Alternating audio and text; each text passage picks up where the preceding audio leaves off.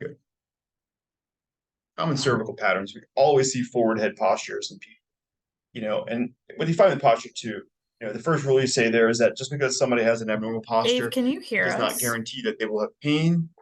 But if they have a posture that may contribute to the pain pattern, we want to be able to identify it and relieve the low-hanging fruit or the simple things that may be associated with it. So common one we're going to look at is forward head posture.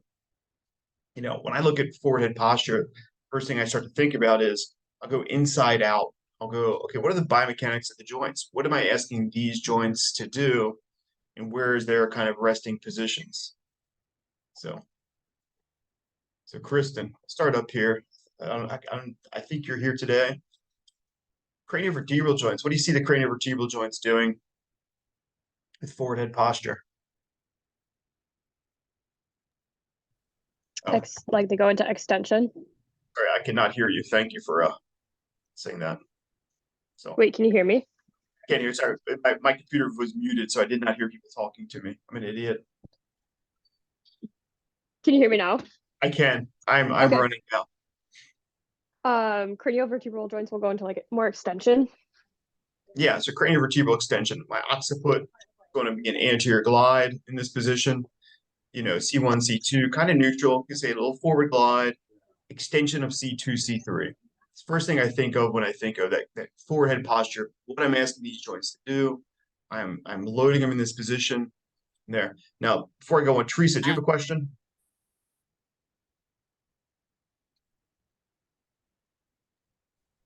I did, yes. Let me find it. My question was to do with unco joints. So this kind of has to do with when Chan was laying on the table and I was working on his neck and we were talking about direct versus indirect glides. Yes. Can you are superior, inferior glides on the left and on the right and direct versus indirect? Can you walk me through that again? I'm going to go back to that wonderful moment when I had my hands around Chan's neck. And if my right hand is on his C4, let's say a C4 oncovertebral transverse process, and I push down immediately, it's going to be an inferior glide on the right side, the side my hand is on, which is a direct glide. If you think about it, on the other side, there's going to be a relative superior glide of the left side of 405. There's that SAL or that superior anterior lateral glide we talked about. So if my right hand's on the right side, I got a direct technique on the right side, but I can have an indirect technique on the left side, creating that moment. So direct and indirect really has to go to, is my hand on the segment that I'm going to be moving, or is my hand on the opposite segment, inducing the motion on the opposite side? So if I'm that, I can very easily gather. I guess my question comes in the lab manual. So, okay, we're saying C3 on C4, for example. I forget what segments we were just talking about. So I glide C3 on the right side, inferior medially, and that indirectly causes the left C3 to go superiorly. Correct. Right? Yes. Okay. Yeah. But what I don't understand is if I stabilize C3 and I mobilize C4 for an indirect, I don't understand, because what the lab manual is telling me is I'm fixing C3 and I'm going to C4. I'm going to inferiorly glide the C4. That's actually going to cause, correct. I'm going to inferiorly glide C4 on the left, but that's going to cause a superior glide on C3 on the left. And that's what I don't understand. No, I have to look at that page on the manual. Is that? I'll take a peek at it. I'll tell you if I wrote it up wrong. Sure, our pages might be wrong or different. Let me go to your copy. Mhm. Structure. It's under the mid-cervical assessment. Hmm. What it should be.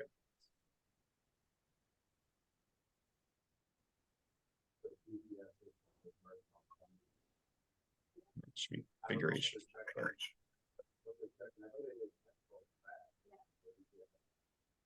If you hit, here, let's see what page is this. Page 63. And I have it highlighted for you.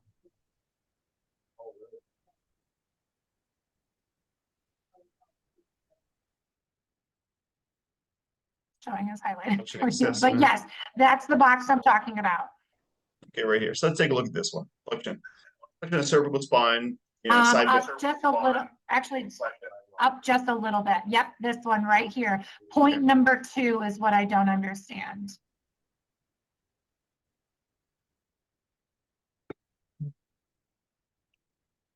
Okay.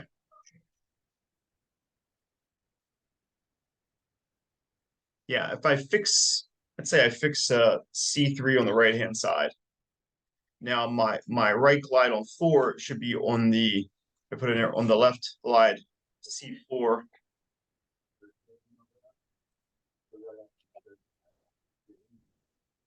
Yeah, glide C4 inferiorly on the left.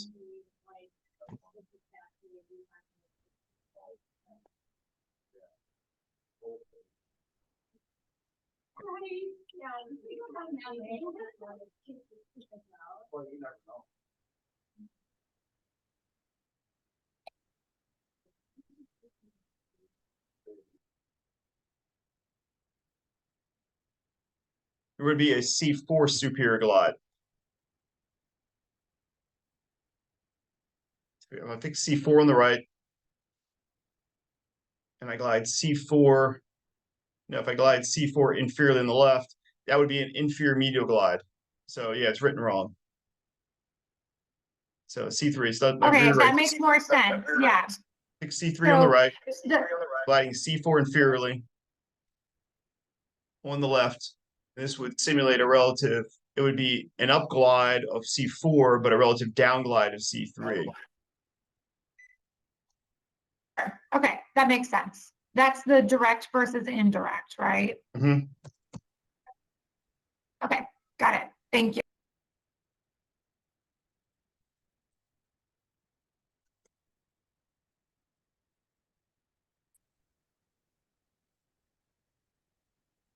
That's super helpful. If you find these things, please point them out and ask.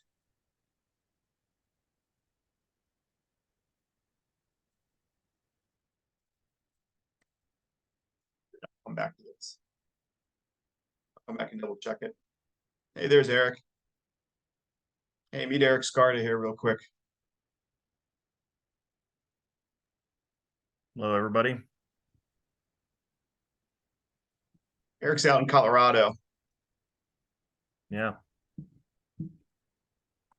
He's been kind of arranging his schedule to kind of help meet some of these. So we'll chat a little bit about kind of what we're going to do and kind of formula. Eric and I did chat about just kind of putting together a bit of a manual like we've done. That's what we're looking at right now, Eric. Just kind of going over some of the what was in the cervical manual. And basically Teresa's kind enough to go over there and find out the spots that I made confusing so we can clean them up. Sounds fair. Yeah. This section today was like, so yeah, she's super helpful. She's been instructed to ask a lot of questions, which is kind of fun. But it helps give a lot of clarity to it too. So it's worked out pretty well. Good. You know, one of the things we're going over here is just kind of looking at, like, I was going to go over some postural patterns and then just some exercise prescription today, just some different what's out there in the literature, what I use, what other things I add in, just kind of free form. So I was going to split the time a little bit today between just going back over again, like joint biomechanics, like with a cervical pattern, a forward head posture, like starting with what positions would the joints be in, relatively speaking, as we kind of went through the chain, and then kind of talking through, and then maybe just going into what are kind of common muscle patterns that they talk about in these different postures.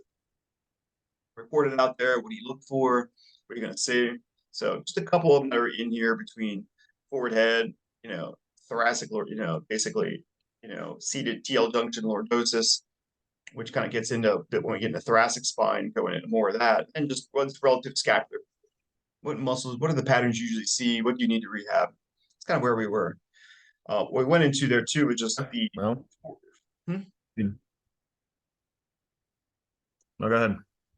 No, we just started off with kind of talking about with the forehead posture of just cranial joints. We went back to answer a question, but we had gone over, and Chris had just kind of we'd gone over how forehead posture be talked about cranial joints being, gliding anteriorly, the extension moment at upper C2, C3, what would be happening in there, and then mid cervical spine. Patrick's in the meeting. Jacob, what do you think about mid cervical spine? Position, we get forward head. It's kind of a transition zone with this posture. What part about it? Just what the posture would look like? Yeah, what's the posture? What's the position of the joints? In a forward head posture, the position of the mid-cervical spine is going to be flexion. Forward head posture. Yeah, mid cervical. And where does it transition, Eric? Where do you consider this the kind of transition from that flex position to extended? Are you looking at, is that usually 3-4? Did you have a take on that? Yeah, I mean, I'd probably put it at 4-5, but it's relative.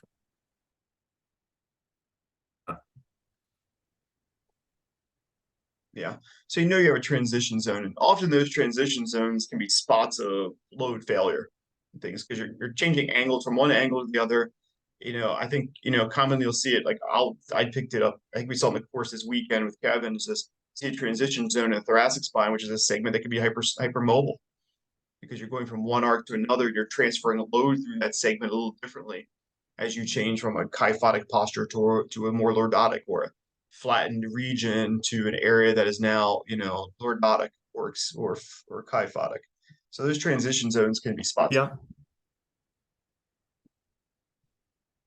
Is that a common thing you see, Eric? All the time. Yeah. Especially lower cervical spine, because the thorax is going to be so much more stable with the addition of the rib cage. You're gonna end up with those instabilities, those laxities in the lower cervical spine if there's an upper thoracic kyphosis. It's pretty much unavoidable. Yeah, that's commonly what you can see with this when you get the forward head posture. I mean, when I see this, my first correction comes to think, okay, well, but short and hypertonic is kind of classically written. Suboccipitals, you look at your capitis muscles, your semispinalis and splenius capitis muscles being tight and shortened, and your lengthened being longest capitis multifidi, semispinalis surfaces, but the mid muscles being the ones that are more inhibited. Again, I think the big thing is, I don't know if I put the picture up there. I'll put it in here of classic, increased, thoracocervical kyphosis. Look at this and sitting and standing and getting a sense of it. 'Cause this is probably the biggest contributor or the biggest influence on the forward head posture. It's probably the upper thoracic, posture. So we talked about in class, it's getting a sense of what can this spine give me? Do they have the ability to achieve a more neutral, cervicothoracic junction posture, or are they relatively fixed in this position? And even if they are relatively fixed in a kyphotic upper thoracic position, there's always a bit of play in the joints. I can always usually get about 25% more combined mobility out of it to pull the ear back towards the shoulder, to take stress off the system, to neutralize those end range joint positions that we just talked about. And again, changing the muscle lengths and these muscle vectors, which commonly most PTs think of these muscles as being, it's okay, I got muscle tone, I got to do some occipital release, and I want to stretch levator scapulae or upper trap. But those are basically kind of the victims in the victim culprit model, where if I can get the biomechanics to be a little bit more neutral throughout this segment, I can decrease the compensatory strategies that these muscles have to provide. Yeah. Well, and that's a common misconception, I think, with this, is that we tend to have more of this thought process of, I'm going to treat the muscle, but muscles in most cases, they're much more reactive than they are instigating, to me anyway. usually there's going to be some sort of instigating factor that causes the muscle tone to change, right? So when you're looking at a forward head posture, it's like, okay, well, this is a chronic position, right? So sitting in a computer, dumping the chin forward, rolling the shoulders forward, those sort of things, that can cause that shortening. But when we're looking at things like the levator scap, it's almost always going to be a facilitatory influence. When we're looking at things like the suboccipital, we can actually make things much worse by spending a bunch of time trying to release those muscles, because we can actually increase some of those facilitatory influences. You're much better off trying to look for articular problems than you are looking at soft tissue stuff, in my opinion. Yeah, that's that inside out model that, I kind of told about where, with this one, I started thinking, okay, where are the joint positions relative to what I'm looking for? And then looking, okay, I can kind of predict, okay, what influence might be on the muscular system. And can I first unwind it and get them back to somewhat neutral, or take some of the postural stress off, and then work through what the muscle is giving me. This makes sense? Kind of should be in line with what we talked about before. So again, we're not Makes saying sense. yeah, it makes it. We're not saying, okay, you don't treat the muscles, but you maybe want to work back the pattern first, because Derek said, okay, I got a facilitated levator scapulae. It may respond well to release, or you may just wind it back up again. I don't know. So I think the same like with occipital release too. Sometimes it can be less than gratifying, because if they're fixed in a craniovertebrally flexed position, or I got a extension subluxation of 2 on 3, it's going to wind right back up, because you haven't really released it. They may feel better for an hour or so, but then the system winds up again. So understanding, are these joints giving me what I need them to do? What does my end feel? And then working it from there is very helpful. Yeah. Similarly, From my perspective, when I look at it, I have to think the muscles didn't just decide to do this, right? It didn't just wake up one morning and choose, hey, I'm going to wind myself up, I'm going to get real tight just to irritate this guy or gal. It doesn't do that sort of stuff. That's not how the body works. There has to be something that sets that off, whether that's trauma, whether it's a chronic postural or positional fault, or if it's some intrinsic problem with the spinal segments or with the other associated attachment points. To me, those are more likely, right? Looking at those articular problems, or looking at those postural deviations versus just suddenly becoming tight. That to me it's not good clinical reasoning, and it seems very unlikely that if you go in and do a direct treatment on that type of muscle tissue, that you're going to get the result that you want over the long term. Yeah, and Eric gets the fun section going in here. If you get into psoas and QL, I think they're commonly blamed in these things as being primaries, where I think they're very reactive. So it's not so much you're going to see this, QL or Becomes psoas. the hard part, is just picking out what the causative factor is. Yeah. So it's what's kind of fun about it is you change your thought, you're getting into more solutions. So, again, seated TL junction lordosis, with this posture too. I threw it in here because it's good, the influence of this posture on the cervical spine, flex lumbar posture, you're going to see basically weak inhibition of this. If I'm always forward, my abdominal muscles are basically going to be turned off all the time. I'm not going to have any type of CD tone, lumbar, thoracic, and lower thoracic, lordosis may occur with this posture. So I have flexed lumbar posture. I have weak inhibited, again, abdominals, overactive thoracic, lumbothoracic extensors. So you figure anytime I have the anterior shift of gravity of the mid thoracolumbar region, those muscles are going to have to work hard at holding me, especially in stance. Now, in seated, there's the ability to kind of roll them into complete end range motion, as we talked about, and basically lock out the joints. But if you're seated like that over a long period of time, then we're back into the process of hysteresis, where stretching out the joint capsules, the ligament system, the connective tissue system, then you get the hysteresis, you get lengthening of that system and that hypermobility. But in like standing positions, certain seated positions, if I am in a lordotic posture in my mid thoracolumbar region, you get hypertonicity of longissimus iliacostalis, these stabilizing muscles, slowly burns them up. And again, you have this muscle pattern and this muscle pain that is then driven by the position of the joints. And we're gonna do a big section on thoracolumbar junction. I'll go into much more detail of this, but this just kind of incorporates, okay, what are we seeing, posturally in here that's common, That's a stressor that may present as a muscle or muscle overuse in this region, but we have to then look at how the system is balanced and why it's being stressed.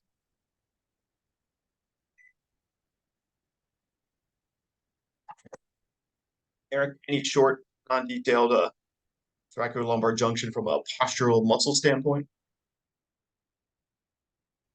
From a postural muscle standpoint, Yeah, no, I you're mean, I think the- you covered most of it. I mean, from my perspective, the TL extensors are they're going to have some sort of inhibition when we're dealing with the same sort of forward head posture, right? So we look at where do these inhibition patterns come from? We tend to have inhibition of the upper thoracic extensors, cranial CV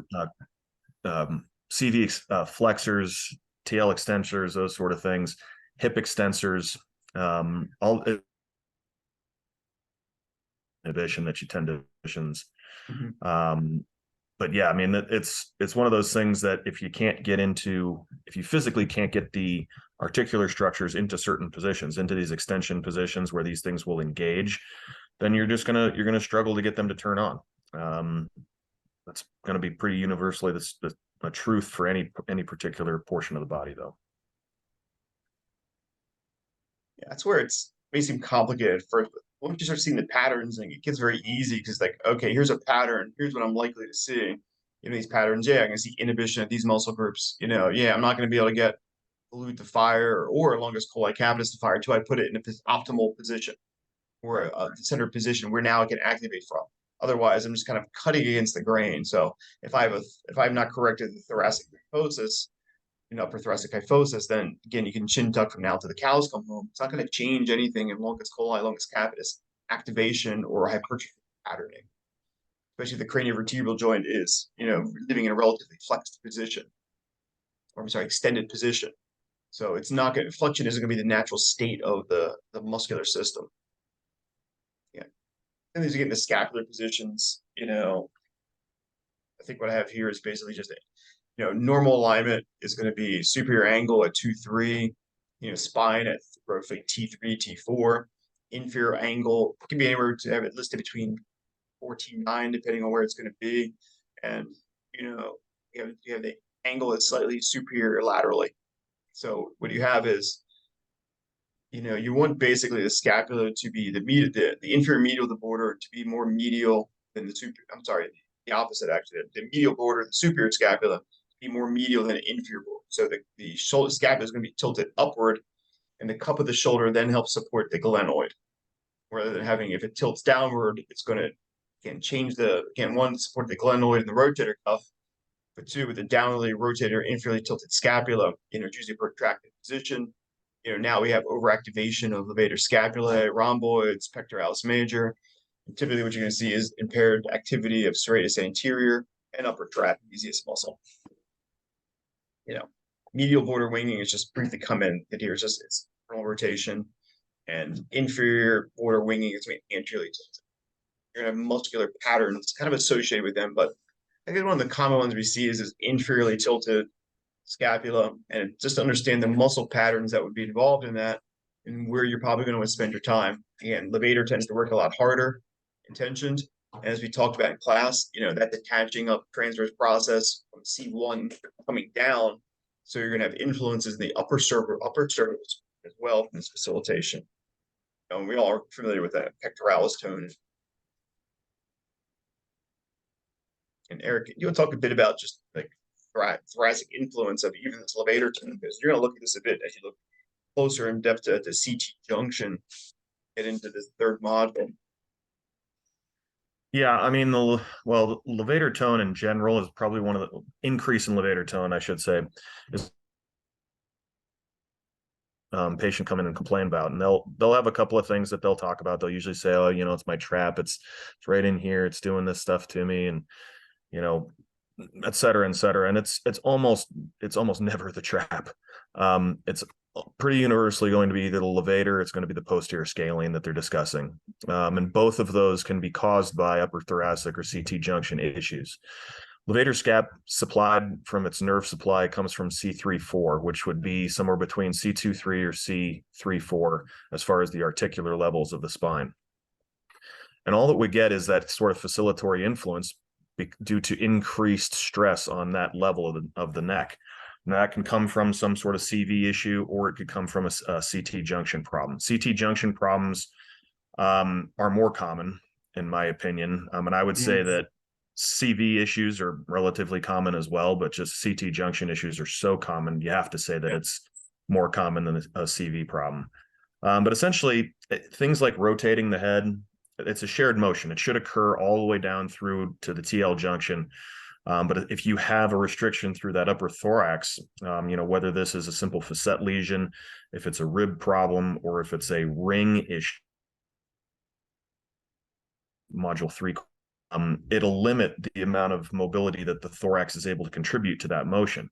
So that stress remains in the neck. And as that stress remains in the neck, it tends to break down the segments that are still capable of moving. CV is going to put you up to upwards of 65-70% of your head and neck rotation based on kind of ground reaction force and how that creates the scoliotic curve through the neck and into the thorax. But C2-3 tends to be the most stressed segment of the spine, just because it's the first one that has a disc. The segments above it should be very mobile. The angulation of the joints there are much more toward the coronal plane as opposed to dropping forward toward the transverse plane. So it tends to take a lot of stress. It's very easy to wind up that segment, and then you get that increased muscle tone through the levator. So we do see that a ton. When we're talking about the what was the other question you had there, Dave? Levator. Yeah. What was the other one? Yeah, just to kind of get a sense of, okay, see this levator wind up, how it integrates into the cervical spine. They're kind of consistent when we talk about in the course about C2 to C3 taking a lot of the load, since it bears 50% of the weight anterior and posterior. It's the one that tends to get beat up a lot. But you'll often find that this person with this pain down here, you're going to have some influence. And I want to see what the proximal system looks like. Is that a factor? And it's not hard to find. I mean, essentially, these people will tell you, like, I'm having a hard time backing out of a parking spot or backing out of my driveway, and I feel something here, but most of the issue is down here. People come in with all kinds of different, subjective complaints with this. They'll say, "Oh, it's my shoulder," and they'll start talking about it, and then they'll point to that spot at that superior angle, and it's like, well, that's not really your shoulder. I mean, it's on the scapula.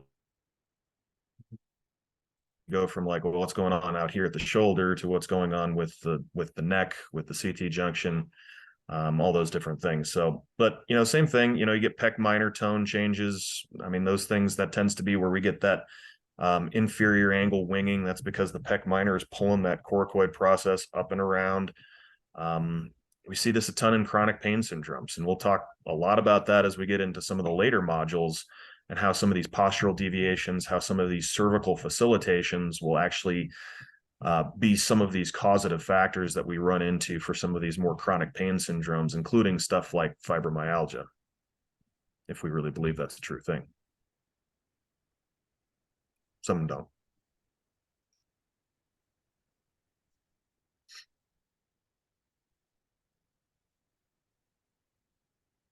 Yeah, another one I pulled in here, which I thought was pretty interesting. Look at kind of cervical, patterns in cervical pain, and there's co-contraction patterns that you can see, and this is kind of some of the classic ones they've described is that increased activation of sternocleidomastoid, splenius capitis, anterior scalenes with cranial cervical flexion test.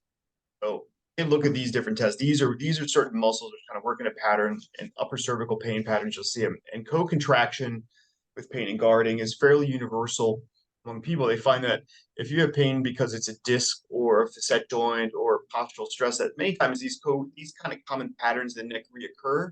They often aren't terribly specific to one type of injury. That's what's about this pain occurring across patterns. Common pattern you're going to see with most neck pains is weak or inhibited longus coli, longus capitis. And often what you'll find in most pain patterns is reduced semispinalis cervicis, relies whatever to help the multifidi functions, basically like a superficial multifidi in the lumbar spine, and rotatories and semispinalis capitis. But semispinalis capitis I've seen go both ways in some studies, where sometimes they're talking about it being facilitated, sometimes they'll talk about it being underactive. So it depends on the study on that one. I've seen it in both places, but any of the upper cranial things, I think it's going to be an overactive muscle, hypertonic. Definitely felt that one in Michelle. And again, increased tone for many people is going to be. So looking at muscle patterns, a lot of what we're looking at doing is, one, can I get the joints to a neutral position? Do I have anything that's a barrier to me achieving a neutral posture? Do I have a subluxation at my CT junction? Is there something in the mid-cervical spine that needs to be addressed? Painful, you think about it now, we get into painful oncovertebral joint that we talked about. So we have an irritated joint there.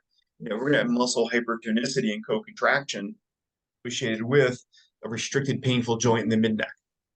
So these muscle firing and toning patterns, you may find that, okay, yeah, they're tight on the side. If I've inflamed oncovertebral joint, the glide may be a little bit restricted because of the muscle guarding, but I can feel a glide.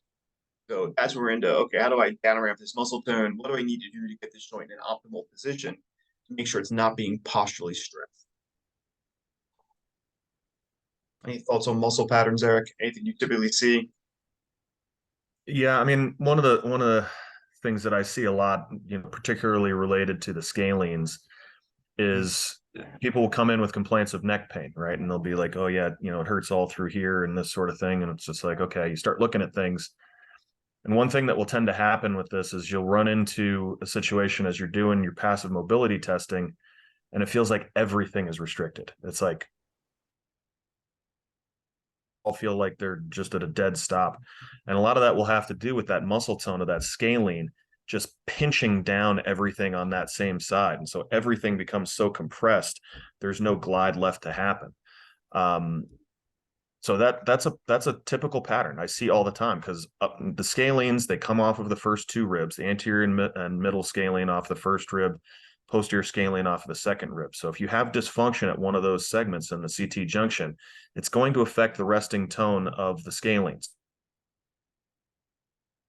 The scalenes, they're designed to catch the ribs on their way down when they're descending as you exhale, right? So when I breathe in, my scalene should not be firing to try and help elevate my ribs. That should just be done by the diaphragm. The problem becomes is if we have a articular problem, right? A stuck rib, sublux facet joint, a ring shift, any of these problems that we run into in the thoracic spine. And again, we'll get into those specific things as we get to module 3, what they are, how to find them, all that sort of stuff. But what it does is it inhibits the ability of us to elevate the ribs. So when that happens, we still have to expand the chest wall in order to create that vacuum pressure to draw air in. And so the body does it however it can manage, right? So instead of elevating the ribs here in the front in that kind of pump handle motion, what happens is the scalenes will kick in to swing the ribs up this way to continue to expand the rib cage. It becomes more of a bucket handle type motion. Now the scalenes are working during inspiration and expiration. So they're doing double duty, and inevitably they're going to develop trigger points. They're going to develop some sort of issues that are going to become painful. And that's a lot of times where we see these patients coming in complaining of the pain on the side of the neck. That's a specific one. There's all kinds of others. We'll get into more of them as we go along with this stuff, but that's a very familiar one that we see quite a bit of. I'm sure you see that quite a bit too, Dave. Yeah. As you'll find is that, and sometimes it's treating then mid-cervical spine, ribs, thoracic rings, to free up the scalene. Well, and that becomes part of the problem is, people come in with neck pain, they're pointing to their neck, and we're examining the neck and we're looking at it like, God, this whole thing just feels like it's rigid. It feels like a piece of bamboo. And we're just sitting there wailing away on these cervical segments, trying to get them to move. But really all it is that scalene tone that has just compressed that side. And if we just went and examined that CT junction, we'd find where the real resting problem is. We correct that, we eliminate some of that muscle tone, and all of a sudden the cervical spine doesn't feel as bad as it has been. So again, it's about being able to chase down what the culprit is here, as opposed to just treating these victim segments. Yeah, I mean, that's a really good kind of way to frame the discussion, because normally if I see this person and I see they have scalene tone, my first thought isn't to treat the scalene. My first thought is, okay, let me check the joint glides in the neck. Let me check CT junction, first, second rib mobility where these scalenes are attaching. How well does the system move? and restoring mobility within that system, whether it's the anchovertebral joint. I mean, commonly it's CT junction. Do I need to treat the joint itself, the set joint or the translations, or is it the rib glide?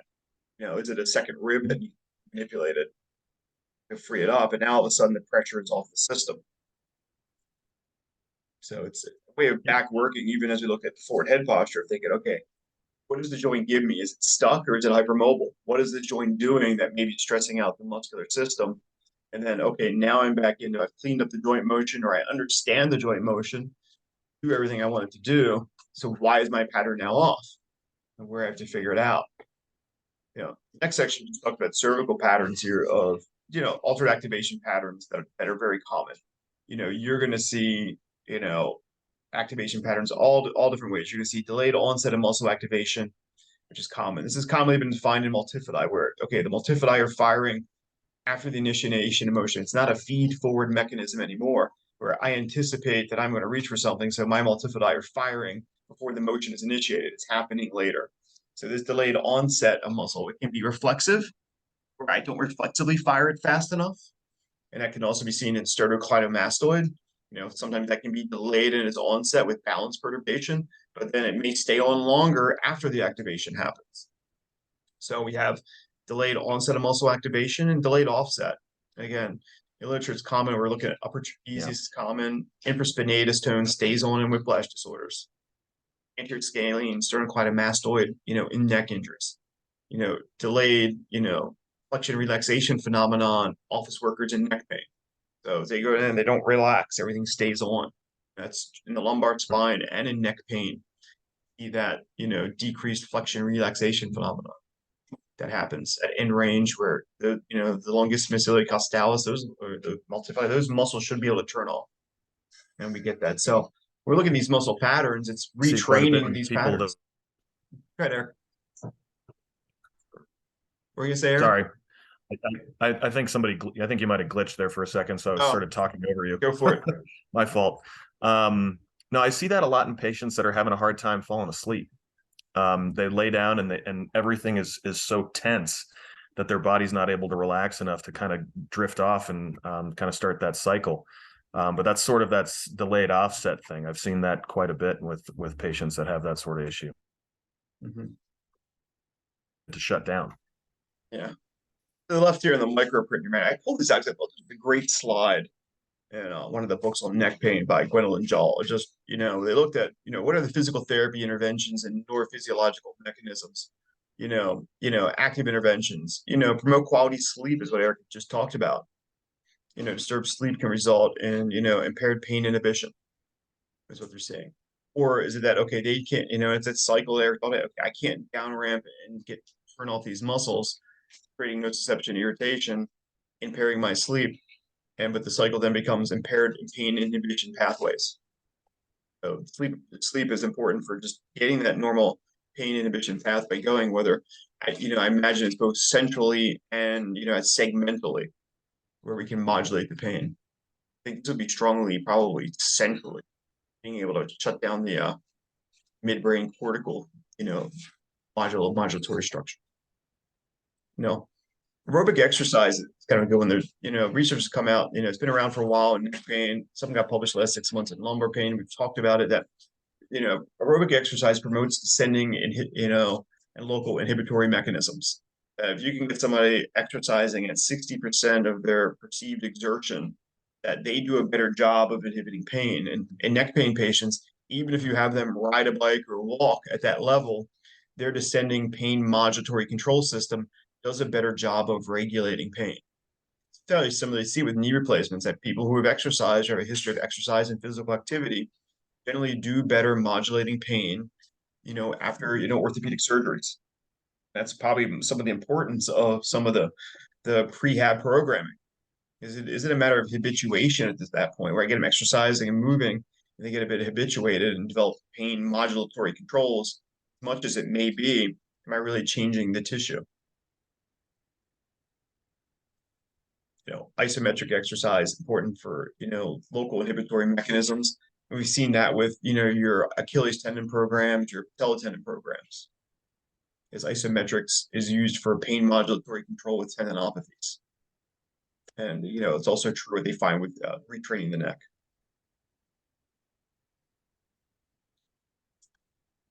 I'm just looking here at these other ones because my eyes are getting old.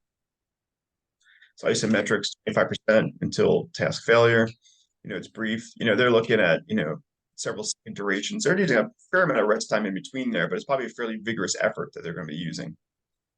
Exercising cognitive interventions, pain science education, it is really done in how I communicate to the patient more than me sitting down and having the pain science conversation with them. I find that this is more effective for me organically in the conversation versus me sitting down and telling them that, no, your nerves are going to have to have knee surgery. Then I have to spend all my time backtracking on my clever statement. So I kind of connect with them of what is the important thing to them and understanding that patient. What's that meaningful task for them? And how do I relate back what we're doing to their meaningful task? And that, yeah, exercise does help in modulating this and that will be helpful. Finding out what are their beliefs and drivers and dealing with that. And that's really kind of my approach to, if you're looking at that cognitive intervention, understanding what's important to them, what are they afraid of? What is that thing that they would like to do?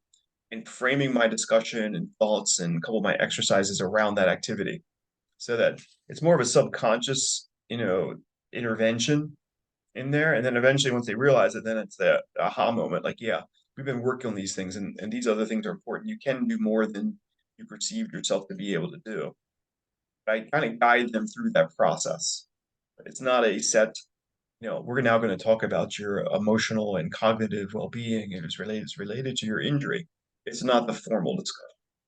Eric, you That would probably be funny. Yeah, imagine me trying that.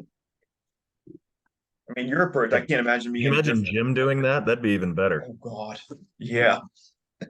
No, I would like to see it. Takes out his script and just starts reading it. Yeah.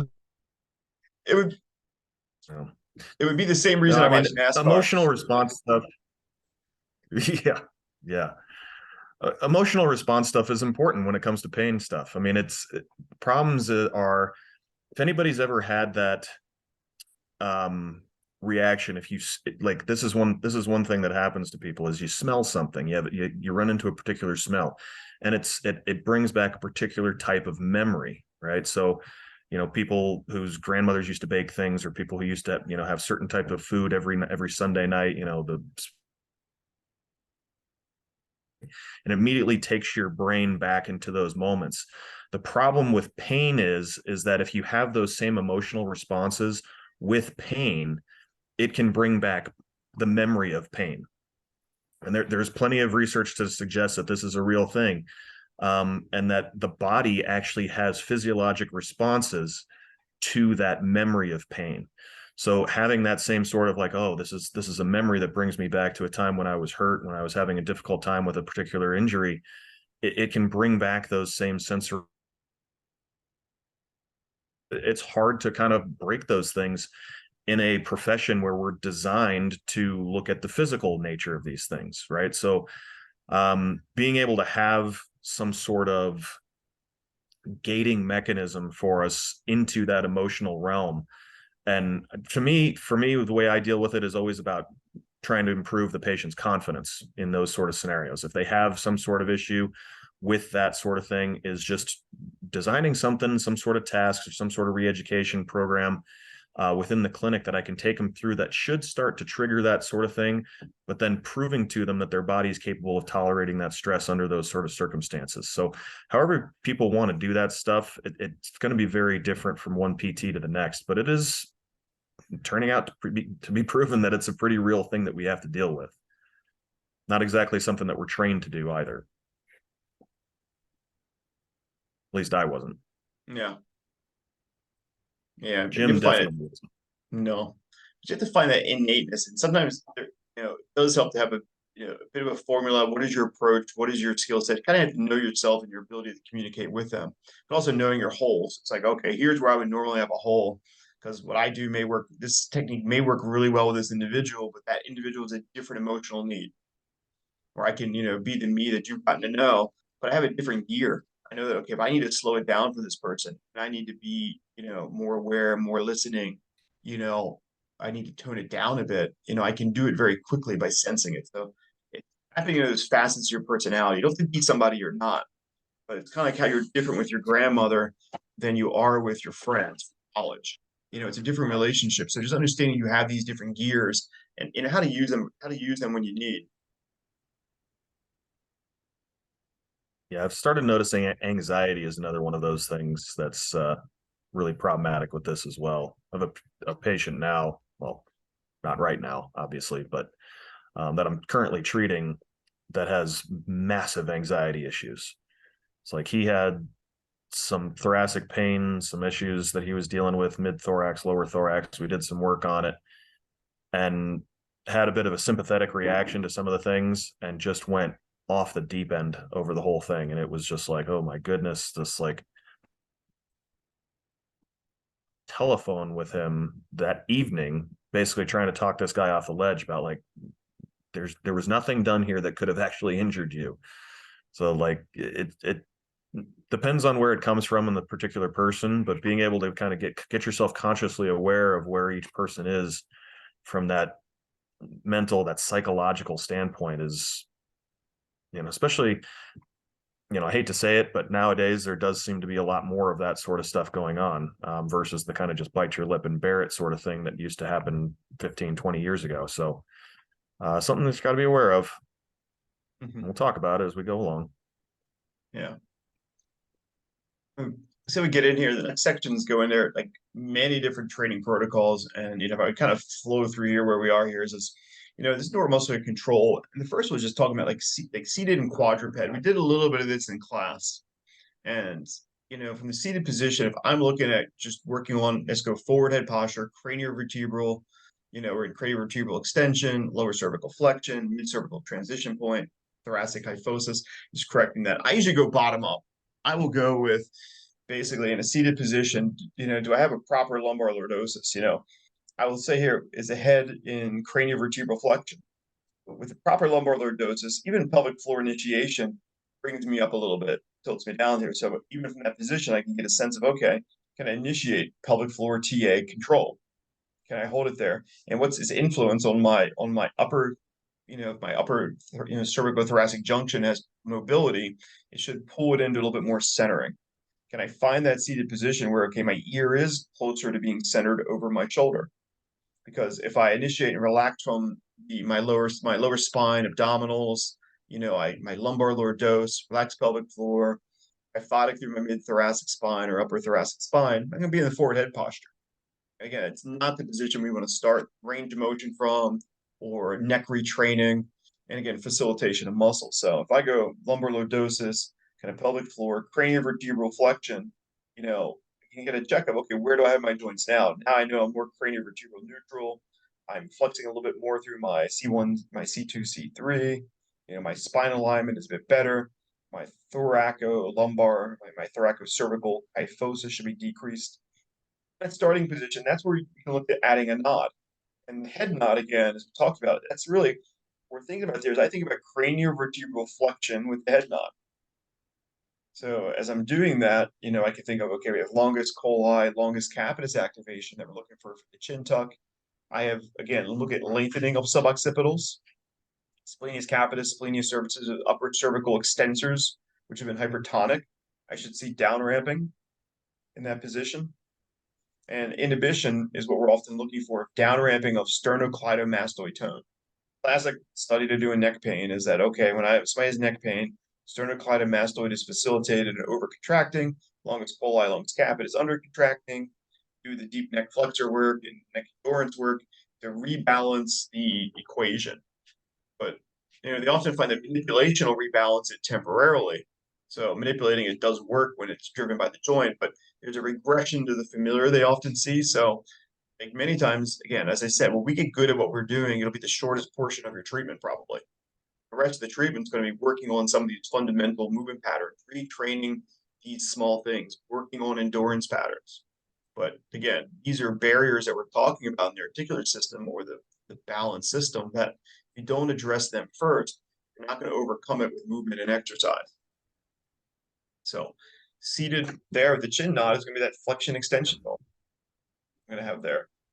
Again, larger motion that could be, again, where I can go from the lower cervical spine and pulling up. But the concept of that is to isolate upper cervical spine, that I can isolate my upper cervical spine motion. And even here, I can work from my lower cervical spine. I can flex through my cervical thoracic junction, lower cervical spine. As I pull back up, I can pull back up through the lower spine. My up motion is not going to be my head extending, drawing back out of it. So we want to work on normalizing those patterns because, again, the bending out of this pulling facilitates that upper cranial vertebral hypertonic pattern that we're going to see. So you have cranial vertebral flexion extension or flexion and return from flexion in your patterning. The other one is seated rotation, which is, think about cranial vertebral joints. It's going to be this early nod here. So this is my, my loose cranial vertebral joint. Do I have good control in that one? About 38 to 40 degrees of rotation of coming from those joints at that early portion of it. We also talked about what do we have, what is it, the rectus capitis inferior oblique. We looked at that in the class. We palpated it with neck motion. This is going to be largely driven by those upper cranial vertebral muscles. So, okay, can I do this motion? Can I work in this plane? We talked about pain patterns where these joints are painful is using eye motion.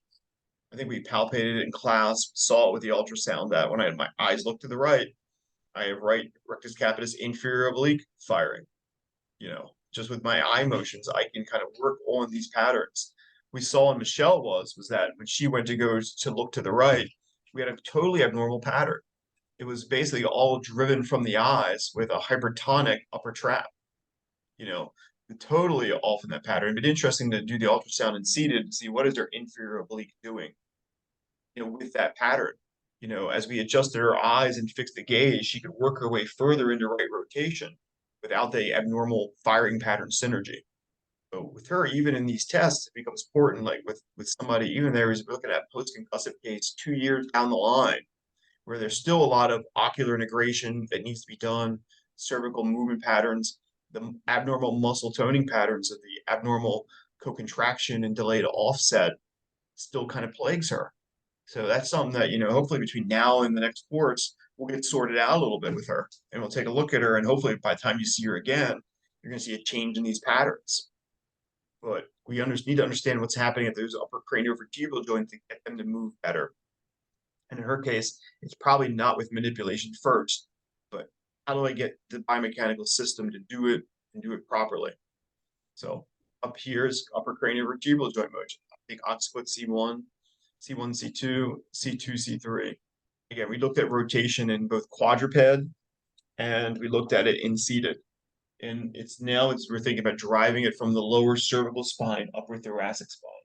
Very classic neuromuscular control exercises, classically done, well researched with the Australians and Gwendolyn Jall. I like the quadruped flexion and rotations a lot because it tends to decompress the spine and they tend to be able to feel that rotation get down lower into the thoracic and cervical thoracic junction. So neuromuscular control exercise is kind of key. Eric, anything you have any go-tos for control, upper cervical, lower cervical? Do you divide it out? I do a lot of the same sort of stuff you're talking about now. Sometimes I'll have to do some things in supine to get them started. But the thing I like about these things so much is that they're reflexive activities, right? When we're looking at trying to improve recruitment, natural muscles, or we don't want to be trying to force them to do kind of voluntary contraction of these things. We see a lot of these things that come up with lumbar stability training where they're, you have therapists that'll slide their hand under a patient's back and they'll say, okay, now swell that muscle into my hand or into my finger. And it's just like, nah, now we're dealing with a voluntary contraction for a muscle that should be reflexive. So I like these things in particular because they use the same mechanism that the body should be using to get them to activate. This is one of the reasons I got away from doing a lot of TA hollowing type of exercises and things like that for the transverse abdominis and whatnot, because it should be turning on automatically. If it's not turning on automatically and we're trying to get it to turn on voluntarily again, where we're trying to force the contraction, it's not going to work as well when we go back to having these things try and function, because that's not how the body makes it work. So that's why I use a lot of the same sort of stuff and why I like it. Yeah, I think it goes back to what you said, is like that, Peter O'Sullivan's line of planking, is only good at improving planking. In the sense that, once you start to move and functional, then all that strength that you built up with planking doesn't fire correctly and you're off. Yeah. So you have to kind of sort that out. Deep neck flexor training, that research is out there. It's solid. It has meaning. It's probably good to add in there. I think it's what, 20-second hold. I think it's 30-second holds for females. I think it's up to 40-second hold for males with, just kind of doing like gentle lift. The idea behind that is that the gentle lift is that you are going to get sternocleidomastoid and mastoid, but you get, more longus coli capitis activation over time and endurance in that system, build capacity. And Brennan Jolla, she'll even lament it in some of her podcasts that she said, yeah, manipulation is going to take away the pain right away. And for short term, the muscles do respond. But we find over the long term that muscle balance doesn't necessarily change. So that even after you've gotten their pain gone, the hard part is convincing them, hey, stick around to do this capacity building work.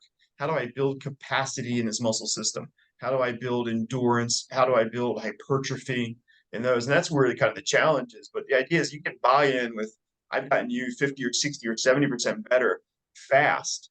And now, okay, we need to build capacity so you can do more, you can tolerate more, you're not back here again in 5 months for me to re-manipulate your neck. And I'm fine with doing it because it's a great model. But what we want to be able to do is make sure we don't overlook that capacity building phase where we're working on endurance, inhibiting co-contraction, recorrecting the timing of muscle contraction, and, again, resetting these systems. So we have these things. Extensor endurance, same thing. Quadruped exercise is an extensor endurance exercise. Neutral position holding, flexion extensions. They find that you don't necessarily need heavy weight on the head to build hypertrophy of the muscles, that the weight of the head is almost sufficient for that. So those quadruped exercises are excellent. Dynamically, what I end up doing is I see an active population is that I use this dynamically, whether it's a good morning, whether it's a single leg hip hinge. I work on setting the craniovertebral system and making sure they can hold that in a variety of dynamic positions, whether it's rowing positions, one arm rows, but I'm setting, again, lumbar lordosis, lower abdominals, pelvic floor, neck position, craniovertebral, basically flexion. I'm working on setting the system as I do more dynamic exercises. So a lot of my cervical rehabilitation, once I've kind of worked on the endurance training and done this, goes into scapular corrections. They're setting the neck position and stable position, and then pushing, pulling, whether it's horizontal or vertical. I basically, once I get the base package, then I have them do more dynamic work from that base package, which is the variety of everything they can do, whether it's from hip hinging to push-pull with the upper extremity. I have a base package. Eric, you got about a minute. What's your thoughts? I use almost the exact same thing, literally. It's a little less involved with the neck for me than it is with the lumbar spine, but I use a very simple recruitment phase where I'm just looking to try and get things to turn on automatically. I'm using almost all reflexive activity. So again, very similar to what you were listing here. And then I have an endurance phase where I'm usually trying to do some sort of tempo motion where I'm slowing down repetitions, substantial concentric phases of the activation. Basically, when I'm doing that, I'm trying to burn through that initial phase of ATP for the first group of motor units that are turning on. With any basic muscle contraction in the body, we typically get about 60% of the motor fibers turning on. The other 40% is left in reserve for either sustained or repetitive contractions. So if we burn through all that ATP, which usually happens in about 6 to 7 seconds, something like that, then we know that we're carrying over from one set of motor fibers to the next set. Okay, so as far as endurance goes, as far as making sure that we're getting as many motor fibers firing as we can, it's a really good strengthening phase where we're actually looking at hypertrophy. There's usually a progressive realm that goes along with that so that we can actually help to build the muscle fibers. And that a lot of that has to do just with the cross-sectional area of the muscle is insufficient to kind of fill in the space that it's required to fill in within the body. Because essentially, if we look at the multifidi in particular for the lumbar spine, they actually are supposed to fill in this, what we call an osteoligamentous tube in between the transverse process, the spinous process, and then the overlying fascial tissue. Muscle, if it's insufficiently large to fill in that space, we can't get good compression of those tissues around it. And that is one of the things that actually produces the most stability of the lumbar spine, is when that muscle fires, it expands and it presses into those tissues and it makes the spine very rigid.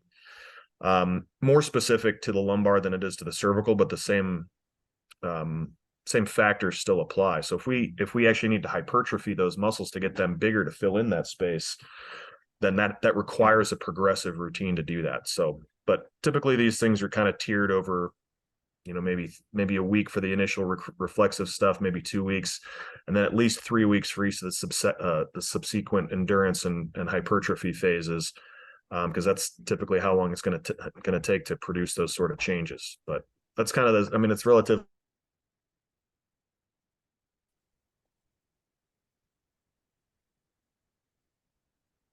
More specifics on that to come at some point.